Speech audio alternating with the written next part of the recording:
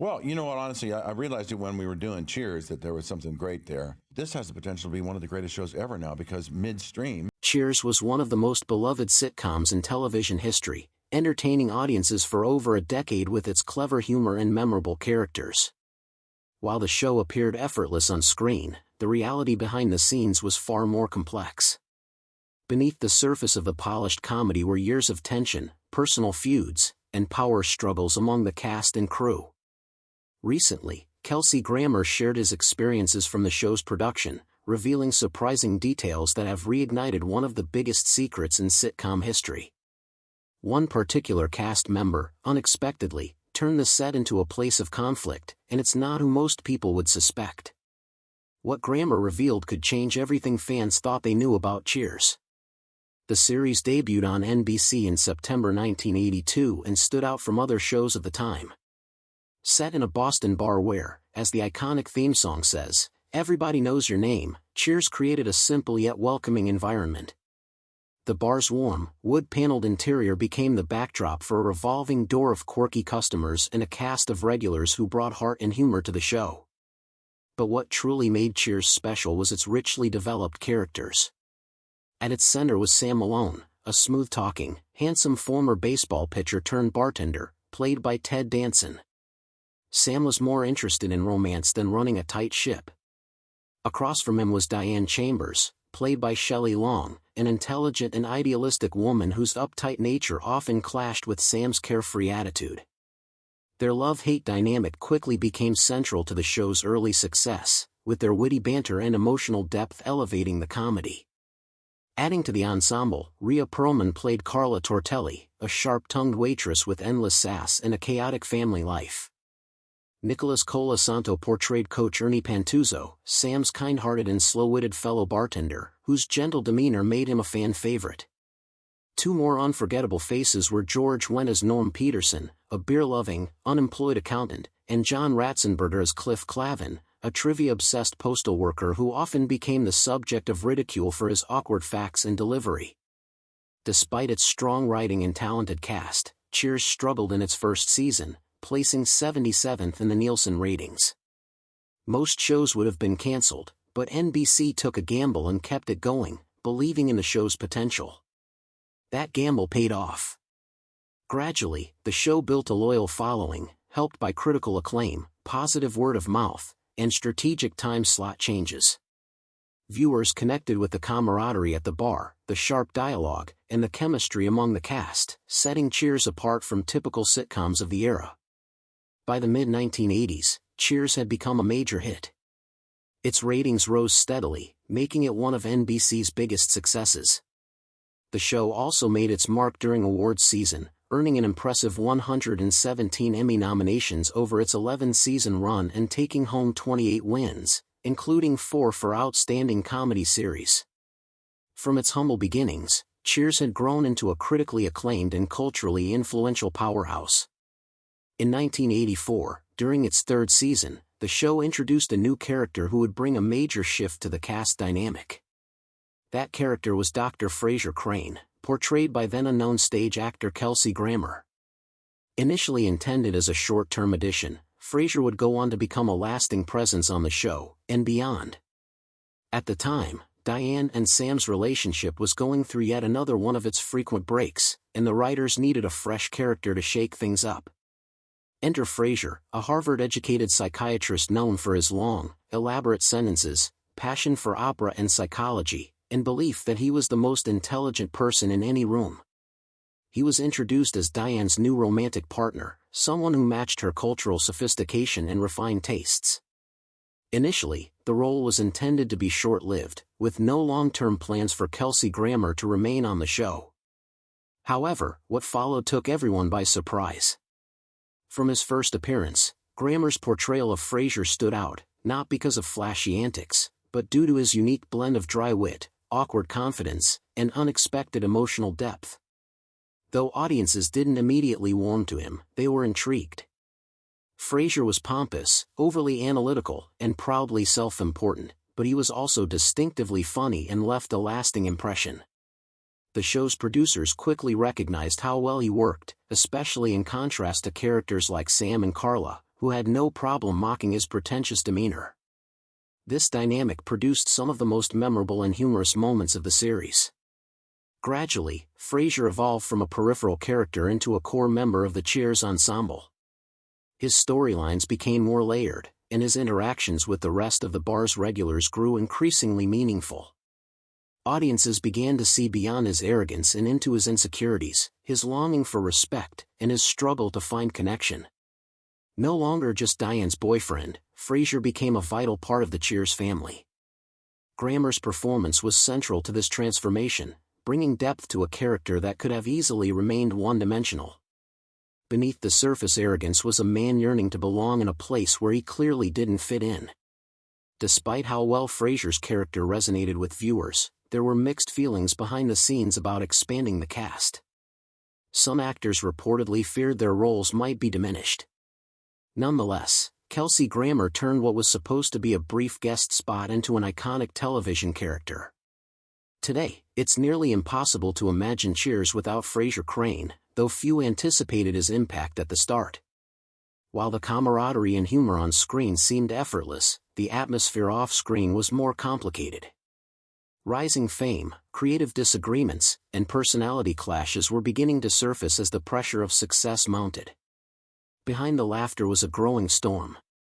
Though Cheers appeared to be an ideal job, with great chemistry among the cast, clever scripts, and a devoted audience tuning in every week, the reality was more difficult.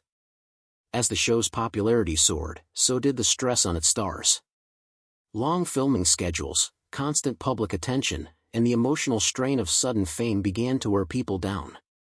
The cast delivered flawless comedy on screen, but many were privately dealing with personal struggles. Among them, Kelsey Grammer faced some of the most intense challenges during the height of Cheers. When he joined the show in 1984, no one could have predicted just how much his character, and he himself, would go through. He carried the weight of emotional scars that had built up over a lifetime. In 1975, just a few years earlier, he experienced a heartbreaking tragedy that few could ever truly recover from.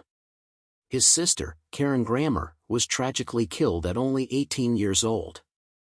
Kelsey was just 20 at the time, on the cusp of launching his acting career, and was left to cope with the deep and devastating trauma of her loss. It was an experience that altered him permanently. Although he rarely spoke about it publicly during his time on Cheers, those close to him knew the pain never left. It lingered silently and became one of the emotional wounds that eventually deepened into something far more troubling. As his character on the show gained fame, so did his income and celebrity status. But behind the polished exterior, he was struggling with a growing addiction to alcohol and illicit drugs. What began as occasional drinking quickly intensified, and his private life began to unravel. Grammer later revealed that the more successful he became, the more he relied on substances to numb his emotions. The pressure to maintain his public image, coupled with unresolved grief, created a storm he couldn't escape. There were times he missed rehearsals altogether, and some mornings he arrived on set still recovering from the previous night. While the production team worked to keep things on track, those closest to him saw the troubling signs. In 1990, a pivotal moment arrived. As Cheers geared up for another big season, Grammer was arrested for driving under the influence and possessing a controlled substance. The arrest resulted in a 30-day jail sentence and quickly attracted media attention. Fans were stunned, as were many in the industry. It became a turning point not only for Grammer but also for the Cheers team. Rather than responding with public condemnation, the producers and cast chose to support him quietly but firmly. They stood by him as a friend and colleague while making it clear that change was necessary. Some cast members reportedly offered him personal support without enabling his behavior. At the same time, serious discussions were had about professionalism and accountability. Though his place on the show was never officially in jeopardy, the message was unmistakable: he had to get his life under control. Grammer would later say that the Cheers cast and crew helped him feel stable again, at least temporarily. However, the road to recovery was long, and the struggles didn't stop with that legal incident. As he continued to face personal demons, another emotional blow struck the Cheers family, this time, in a way that couldn't be hidden. Nicholas Colasanto, who played the endearing and slightly forgetful coach, had won over audiences from the very beginning. Known for his warmth, humor, and kindness, he was beloved both on screen and off. What fans didn't realize was that Colasanto had been fighting heart disease for years. By the third season, his condition had worsened significantly. Despite his declining health, he remained committed to his work and showed up for filming, determined to support the show and his fellow cast members. Sadly, in early 1985, just before shooting a new episode, Nicholas Colasanto passed away at the age of 61. His death was a profound loss to the cast and crew, many of whom saw him as a father figure, especially the younger actors. In response, the producers chose not to recast the role of Coach, preserving the legacy of a character and a man who had meant so much to them all. They felt that no one could truly take Colasanto's place on the show.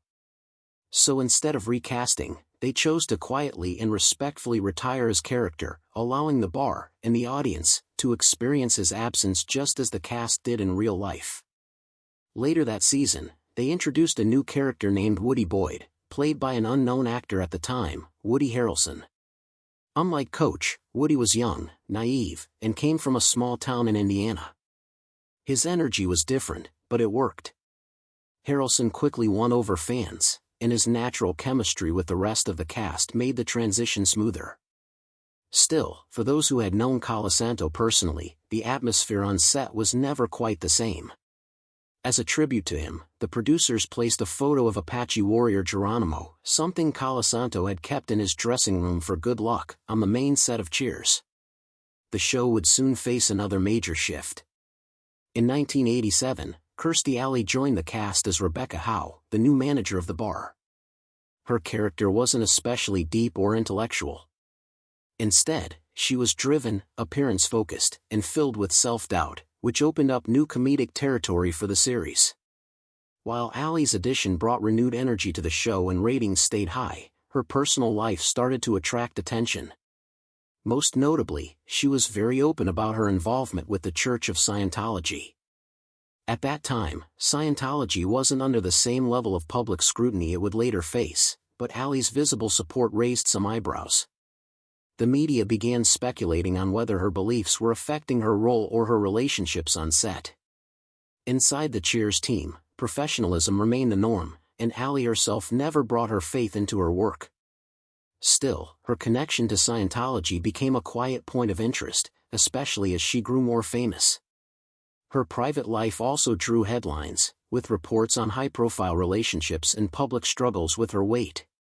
Like Kelsey Grammer, Alley faced personal challenges during her time on the show. While hers weren't centered on substance abuse, she dealt with emotional strain and intense media attention. As the seasons went on, the cast of Cheers continued delivering one of the most iconic comedies in television history. But behind the success was a cost. At a certain point, the actors weren't just acting, they were enduring.